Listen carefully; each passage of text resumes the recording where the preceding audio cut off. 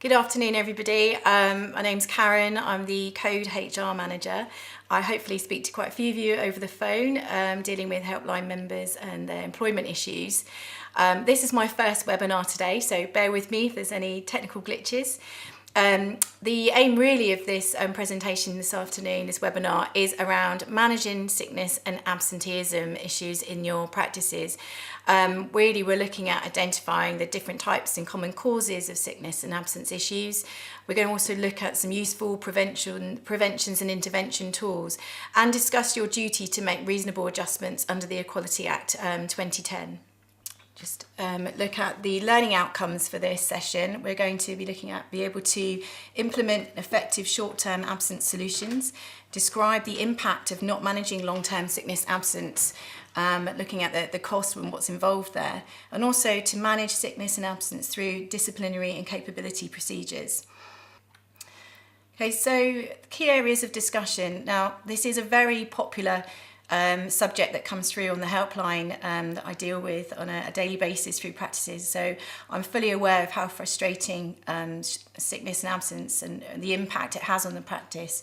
We're going to break this down into the next hour, looking at some of the types and causes of absence and the importance of management training, policies and procedures. Again, we're going to look at the preventions and interventions and also what external support there is out there for you under occupational health and the government Fit for Work scheme. We will touch on disability discrimination as well and give you some actions to take away with you that you can implement straight away. When we think about, so it's not just the cost involved of trying to cover absence issues, and it could be temporary cover, but it's the impact on the rest of the team as well. And that's the thing that comes up a lot to me from talking to members on the phone, is they're worried about the rest of their staff and how people constantly being off and how that impacts them and the pressure it puts on them in terms of, and then further mistakes can be made, or it may lead into stress levels as well and further sickness. So we will touch on that. So under the Employment Rights Act 1996, just looking at some of the legal considerations here, it is one of the fair reasons to dismiss an employee is on grounds of capability, which includes ill health. And there's 5 fair reasons to dismiss, and this is one of them that's actually permitted. However, be really careful when it gets to that, and we will look at long-term sickness and capability later on in the presentation, as what they'll look at as the essential legal test is whether the employer actually acted reasonably when they did dismiss the person under capability, and did they do everything possible to prevent that from happening. And this comes back down to making reasonable adjustments, and we'll break that down when we look at disability later. Okay. When we think about types of absence, and a common one is, I think, short-term absences is the most disruptive to organisations, and the one that when I speak to members they're so frustrated about. So this is so costly, it's also often unplanned, and it's very hard to cover as well. And this puts an impact on the rest of the team as well. Some of the common reasons for absences, short-term absences, tends to be the minor illnesses like colds, flu, stomach upsets. Headaches is a common one. Now, recent surveys that have been carried out by the Chartered Institute of Personal Development have found that actually staff and employees now find they'd rather say that they were off sick rather than admit that it was because of childcare issues. Now, another increase that's happened on short-term absences is down to demographics changing. Both parents are now working, grandparents are having to work longer as well, putting that impact on childcare issues, and that being one of the reasons for people having to take sudden absence and leave. Okay. We also, when we think about long-term absences, now this tends to be if someone is off for 4 weeks or longer, it would be classified as a long-term absence. But you can, within your policy, you might want to you can state that that's earlier than that that triggers a long-term absence. This would be dealt with under a capability issue, and it's more long-term absence is really linked to capability and ill health causes, whereas short-term can be dealt with under the disciplinary route if it's not genuine sickness. When we think about unauthorised absence, now this would be classed in your disciplinary procedures as persistent lateness, for example. Or also if you have employees that have taken holiday that wasn't actually approved. When we think about other authorised absences, that when we break down the different types, is holidays, obviously cleared, and family friendly policies and absence leave compared to work. So holidays, for example, parental leave. So what can you do as a starting point? I think it really comes back to making it very clear to your employees and new starters as a good opportunity. At the recruitment stage, there's little you can do until you've gone through your pre-employment checks. When you actually made the job offer, that's when you can ask them to complete a confidential medical questionnaire. But be very careful on that questionnaire. If they have a disability, that shouldn't be grounds of why you withdraw the job offer. Also, when you references, it may indicate that there has been absence problems in their previous roles. That doesn't always mean that you're going to have the same issue with that employee in your new organisation, in your new practice. So have a chat with them about that if you do have any concerns, rather than automatically withdrawing the offer. At staff induction stage, this is where it's the real opportunity to communicate to the new starter how you manage absence in your practice, what the expectations are, to make sure that you communicate to them. The most key area is how they report absence. If they're going to be phoning in sick, how do they do that? Who do they speak to? And I have to go back to stress. I speak to a lot of practices who say that I say, what is their absence reporting procedure? And they state that it's, they text or they email to let me know they're not going to be in. I would always stress that, okay, that's fine if you want to need the heads up really to organise the day and you've got that pre-warning, but always encourage your team member to then phone in, speak to a senior staff member during the day. Keep that contact going. So it's just too easy to just send a text or an email, but if you've got to actually speak to somebody, it makes you're much more accountable for why you're being absent. Now this can be stated in your staff induction. You can go through this and say this is what's expected. You can communicate how staff absences are dealt with. The staff handbook would also have a number of policies. So not just covering the sickness and absence policy, which is one of the key policies that you need to make sure your employees sign at induction stage, as well as the capability and disciplinary grievance policies. In addition to that, make sure they read through the staff handbook, and that talks about the practice and the code of practice and the culture and what's expected standard-wise of attendance levels as well.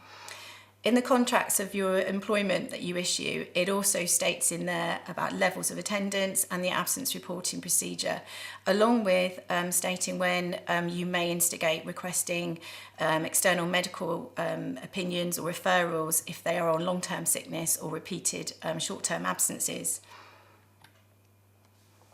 Okay. So when we think about the first step is if you're on iComply, we have the sickness and absence policy and procedure, which is very thorough. Your policy should really include a starting point. It states whether you are going to pay contractual or statutory sick pay only. That part of having a really good policy in place, it will give you that framework and a tool to how you're going to manage sickness and absence through the practice. And also, it will make sure that you're consistent and yet you're legally compliant as well. It should state and clarify who and when to, so who do you report to, who do you notify when you are phoning in sick, who is responsible in the practice for managing absence issues. It should also state in there whether you're going to insist they complete a self-certification form for every absence or only after 5 or 7 days of absence. And should clarify fit notes and where you stand, and the expectation is that if they are off for 7 days or more, you expect a fit note to be able to cover that period and to be able to pay them statutory sick pay, for example, or contractual sick pay. Now, doctors' reports, it should also clarify in your policy when you're going to seek external advice and support for a medical opinion. And part of that will be asking them to sign the consent form to contact their doctor, and we'll look at those in a bit more detail under long-term sickness. Okay, also return to work interviews. If you've got this in your policy, you should clarify the frequency of when you're going to do them. We will look at return to works as a useful intervention tool for preventing sickness and short-term sickness in particular. And also your policy should, going back to the legal compliance, that it should work with the Equality Act in general and mention reasonable adjustments and your legal requirements to consider them for people with a disability. I think an important one, and this will prevent people taking absence at short notice, when there is, for example, when we had the European Cup on, the football in the summer, that if you state from the start you're expecting, that this is, that you might want to give them that day off, then at least everybody knows instead of phoning in and not coming in that day. So be upfront about those days, plan ahead if you can. So a good note to talk about for short-term absence, and now this is the real bugbear, I think, for a lot of practice managers in particular. Going back to a starting point, having your policy and procedure in place, training your managers, whoever is responsible for doing return to work interviews and managing sickness and absence, train them on that policy and procedure so they are fully aware. And then communicate that to staff, make it very clear from the beginning of what the expectations are and how sickness and absence will be managed. Another prevention tool is a lot of practices and a lot of organisations in general are now not paying sick pay or enhanced sick pay, so they're doing statutory sick pay only. And that has had quite an impact on reducing short-term absence in particular. I would also recommend another the key thing that came in is flexible working. Think about, particularly now with the impact on people trying to handle childcare issues, flexible working, implementing that, thinking about job shares or doing things differently will reduce the need for people to phone in and take short-term, take days off at short notice. Also, some organisations have introduced incentive schemes. Now, be careful if so a bonus scheme on high attendance, good attendance. But be careful that you don't end up indirectly discriminating against somebody with a disability if you do implement that scheme. Really think about how you put that together. I think it's important to communicate all those elements across to your staff as well, so they know where they stand. I was speaking to a practice the other day who introduced the concept of duvet days.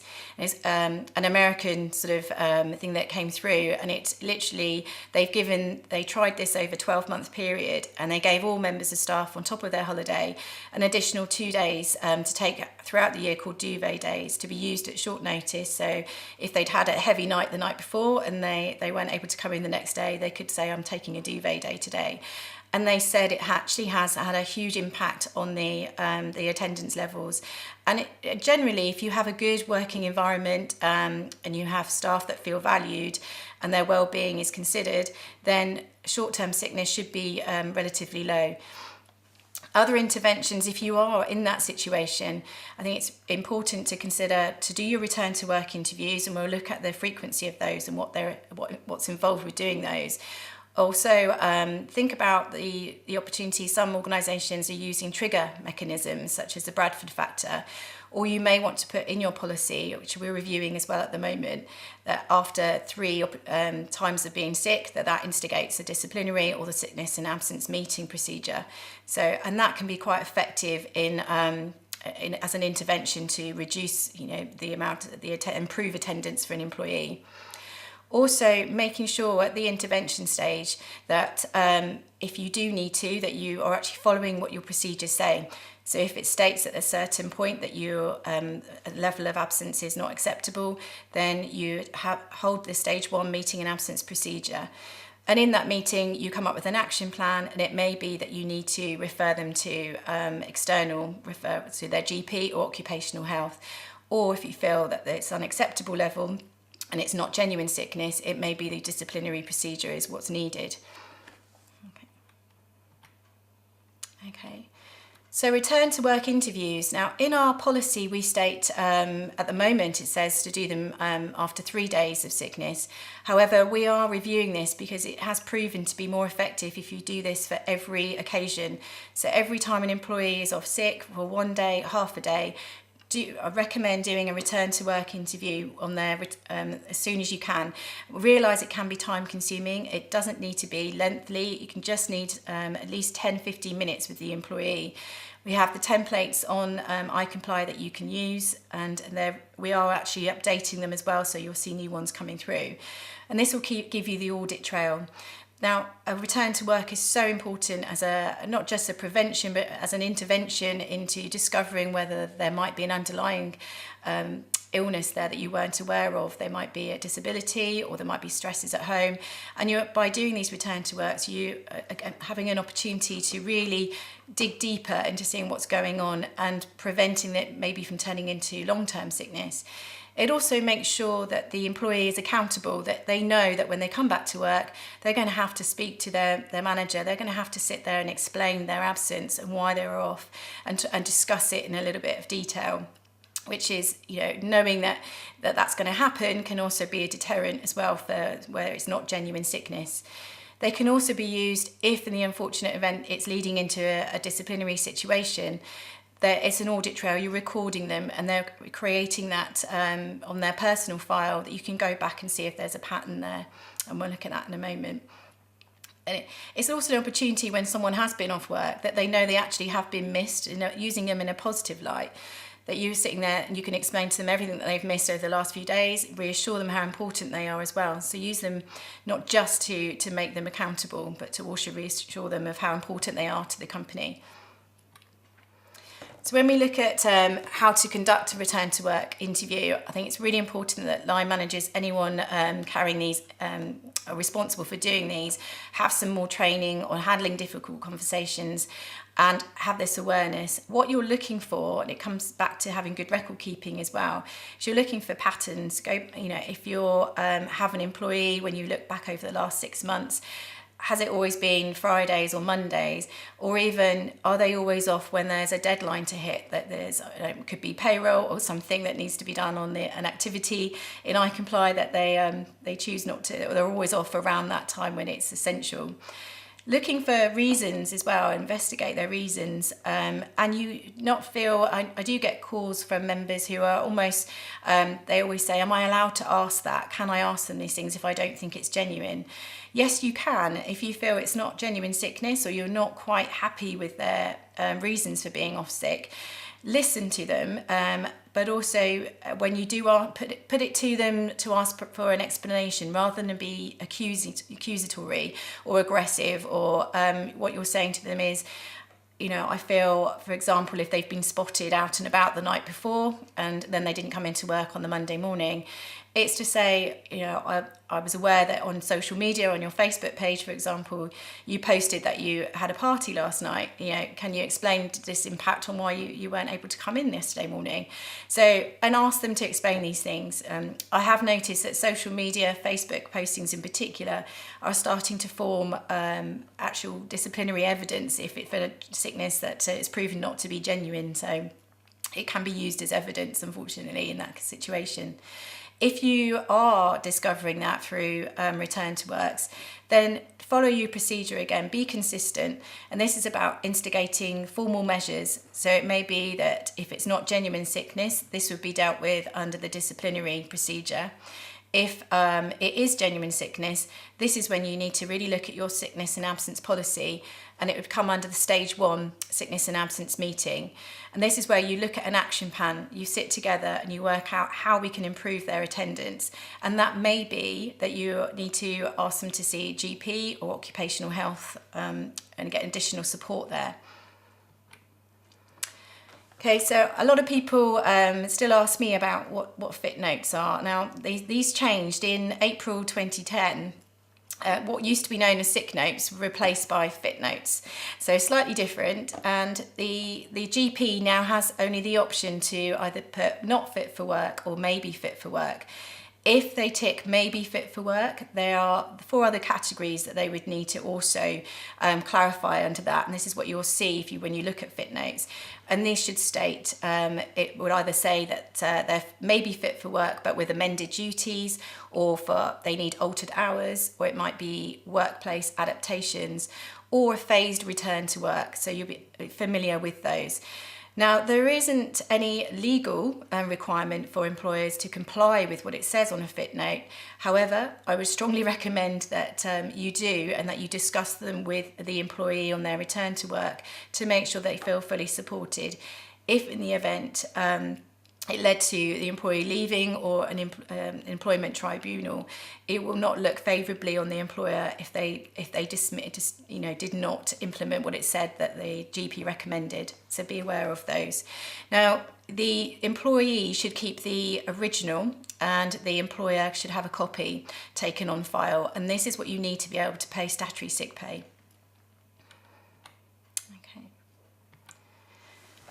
So when we look at managing long-term sickness, and I mentioned earlier, this is where anybody that's off for over 4 weeks or more, and again, you can state earlier if you want to for 2 weeks, but really as a trigger point, it should be 4 weeks. Now, what you can do is an intervention, and I get a lot of calls again of I think employers being nervous about keeping in touch with employees who are on long-term sickness. And it's just so important that you don't forget about them, that it doesn't allow to keep going on, that you do keep in contact. Now, if they are off with work-related stress, be careful that you are not hounding them, but you keep in contact with them in a way that is supportive. And you have to be handle it very sensitively when someone is on long-term sickness, as it's more likely to be a capability issue, suffering with ill health, rather than a disciplinary or conduct issue. So be aware of that. It's really important that you get external medical support in this situation if someone is on long-term sickness. And that is on iComply, we have the consent forms you need if you want to go to the GP. You'll need them to complete the employee's consent form to contact their GP. We also have a template letter that's already prepared for you on iComply for you to just literally fill in the details, and that will go to the GP asking for their support and their guidance in terms of what reasonable adjustments you might have to make. And that might not be a physical adjustment. That could be in the sense of phased return to work, for example, or a reduction of their responsibilities if it's stress related, and review that. I do get asked this question a lot. What do I do if the employee refuses to give consent? In this situation, the only thing you can do is make a note of it, make sure it's recorded, how you've tried to do it, but you can only make an assessment or a judgment on the information you have. And so if the employee refuses to give consent, it may be that you continue to deal with this through your sickness and absence meeting procedures, or it may move over to being a disciplinary or conduct issue. But a tribunal will look at it unfavourably on the employee if they've refused to give you consent to their medical records.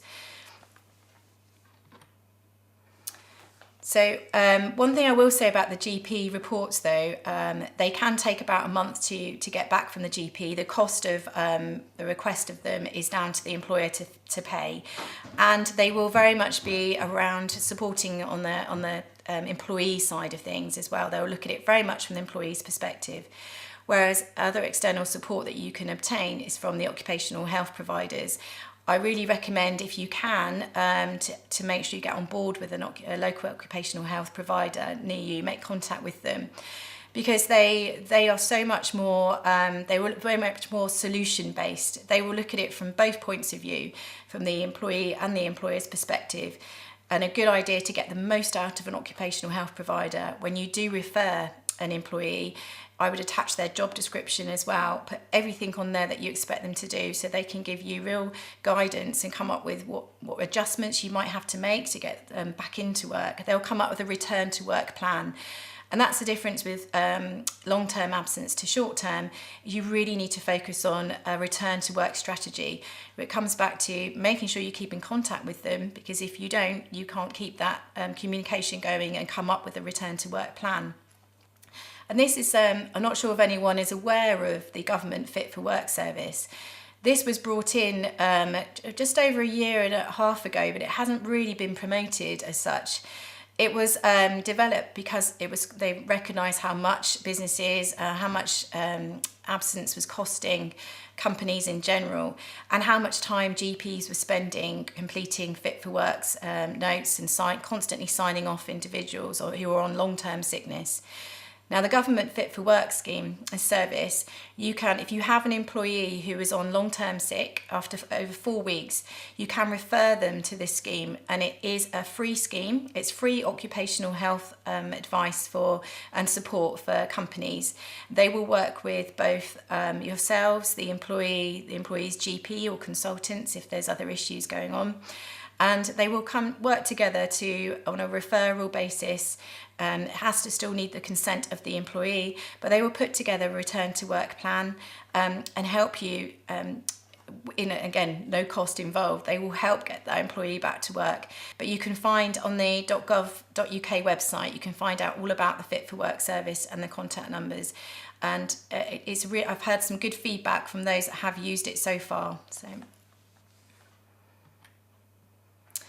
So when we talk about disability, I think that the definition under the employment purposes, when they talk about what is a disability, it's defined as a person who is disabled if they have a physical or mental impairment which has a substantial and long-term adverse effect on their ability to carry out normal day-to-day activities. When they talk about long-term, this means anything over 12 months. And it must be that it's likely to last for over 12 months or the rest of their life for the person that's affected. And it has to be a condition that stops them from functioning on a day-to-day basis and doing normal day-to-day tasks. When I mentioned earlier that you are one of the fair reasons to dismiss is due to capability with regards to ill health. Now, you have to be so careful when you're in this situation, because it really must be a last resort if you're to actually dismiss someone. There's so many things that you'd be expected to do from a tribunal perspective first before getting to that stage. And I do understand it's frustrating and what it's costing you, and if you have an employee who is off for 6 to 12 months, and I recommend that you use your capability procedure in dealing with this, if not your sickness and absence procedure. Those are the ones you should be referring to. A word of warning: failure by an employer to identify the correct reason for dismissal may contribute to a finding of unfair dismissal, and also tribunals will put a heavier fine on if you've dismissed someone for disability. There's no cap at tribunal for compensation, as they take into account how difficult it is for somebody with a disability to find work, so they will consider loss of earnings on top of that. What the tribunal will be looking for you to see that you've done in terms if the last resort is having to actually dismiss them, they will look to see, did you obtain external medical support, did you get GP, occupational health involved before moving to dismissal?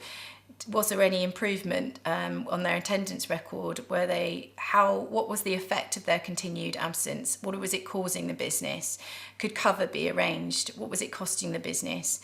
Also, they'll look at, did you make reasonable adjustments? For example, alternative employment, phased return to work, or change of hours just to get them back into work. So it's really important that you consider all these aspects. And if you are in a situation where you have someone on long-term sickness, I would recommend that you get legal advice and support if you are coming to the point of actually having to dismiss them. So things that you can take away, think about when you go back to work. I'd strongly recommend that you have a look at your sickness and absence policy. Make sure it's up to date, make sure it's working for you. Think about whether you want to put trigger points in there. Are your line managers trained on it? Do they know what's expected?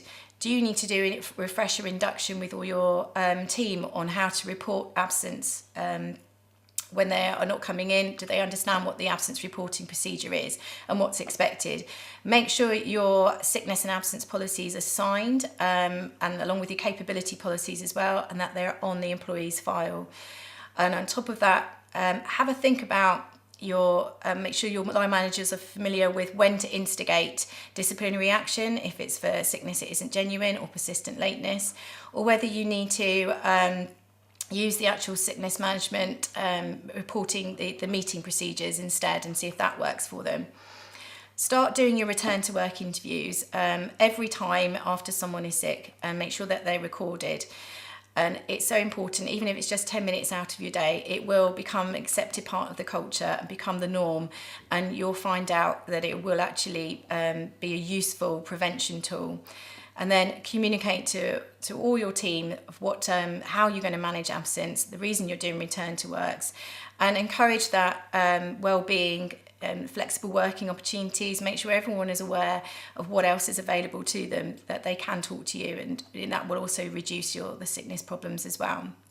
My name's Sam, and I'm just going to talk to you a little bit today about using iComply to help you manage sickness and absence. So, as I said, my name's Sam. I'm the Member Services Manager here at Code.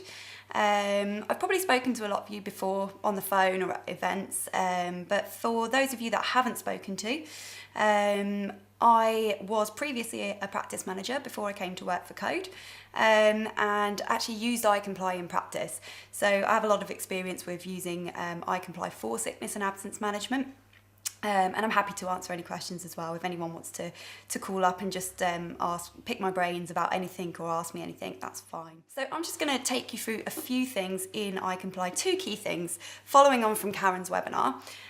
So she touched on a lot of really good points, and I know it's an area where there's a lot of questions with sickness and absence management, and Karen's going to come back in just a moment and go through some of those questions with you. The 2 key things that I wanted to talk to you about today is how you find and edit your sickness and absence policy, which is a really, really important document for you to have in practice. And I'm also going to talk to you about managing your team member activities in iComply, which is really handy when you're dealing with long-term sickness in practice. So first of all, I'm going to show you how we find and edit the sickness and absence policy. So most of you are probably very familiar with iComply already, but for those of you that aren't, feel free to ask any questions or give us a call afterwards and we can go into a bit more detail. But to actually find a document, you'll come over to the left-hand side here and click on Template Documents. So I'm just going to do that now. And this returns a list of all the different categories in iComply. We are looking at human resource management, but what I'm going to do just to make it a little bit easier, I'm just going to search for sickness in here. Now what that does is it brings back all the documents that we have relating to sickness here, and it's a sickness and absence policy that we're interested in. So I'm just going to open that up now. Now all of these documents are linked, so as soon as I click that, it will download to the computer for us. And I'm just going to zoom in so that you can see this. I see, there we go. So the key points in the sickness absence policy, something that we hear a lot from our members and something that I've experienced myself in practice, is we have real problems with team members not informing people in the right way that they're not going to be in, not using the right methods and not getting in touch early enough on the day of sickness. So in the sickness absence policy, one of the key areas that we draw people's attention to is the actual reporting procedure, which is this area here. And it's really important that you take some time to read through this and edit it so that it suits your practice. You need to pop in there exactly what you want them to do if they are going to be sick, if they aren't going to make it into work. So who should they be contacting? By what time should they be contacting you, and by what methods? I think we've all probably experienced the text message 5 minutes before someone's meant to start work, which obviously is no use to anyone. So you just make it very clear in this area here what you need people to do. Now, there's no point in just having this policy on file somewhere if nobody knows about it. So you need to make sure that your whole team is aware of this procedure, how they're meant to report their absence. And if we scroll right to the bottom of the document here, you'll see that there is an area for them to complete and sign. So I would recommend that you get a copy of this, edit it, and give it to all team members if you haven't already. Make sure they read it, they understand it, they sign and date it. And then keep a copy in their personnel files. Now, what's really nice about iComply is it is going to prompt you annually to review this policy and just refresh everyone on their understanding of it and make sure that everyone's up to date with that. So that's how you find and edit your sickness and absence policy. So I'm just going to go back into iComply. Now, for the occasions when you do have someone that's on long-term sickness, so if you've got someone that's going to be off for some time and you're handling that in the way that Karen explained, you might find that their workload gets pushed to one side. It's very hard to understand what they may have been doing or the procedures they may have been following. Quite often with compliance especially, a lot of people's procedures are in their heads. So when they are away from the practice, it's very hard for other people to follow on from that. And that's the beauty of iComply really, is that it's independent from your team members, it's independent from your practice manager. All of the information that you need to carry on with your compliance is in the system. Now, if I want to sort of have a look at what someone's responsible for, I know that they're not going to be in for some time because they are away on long-term sickness, or even if someone's on maternity, it works in a very similar way. I click on the tab here that says Manage Team Members, and that will display a list here for me of all my team members. And if I want to see what activities they're responsible for, I would just click on activities here.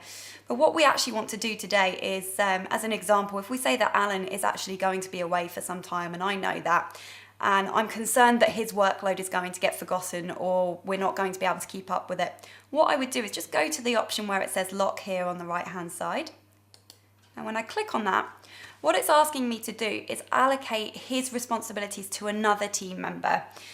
So I can just select the team member here, whether that be yourself or another team member that you've spoken to and had that chat with, and then you just put a reason in here. So I would just write in here that Alan Davies is on sickness leave,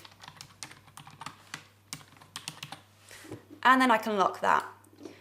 And now what that means is the other team member has now become responsible for any compliance activities that Alan had in his calendar whilst he was away. So nothing will get forgotten, nothing gets lost, and all of the information that that team member needs to complete those activities is in the system there. So it's a really nice way for managing sickness, maternity, paternity, all of those times when someone is going to be away from the practice. So those are the areas that I wanted to discuss with you today. There are other ways that you can utilise iComply to help you with sickness and absence management. You can use to-dos to create activities in the calendar to remind you to get policies signed for your return to work interviews, things like that. And we're happy to discuss that anytime. So you can always give us a call if you want to talk about that in more detail.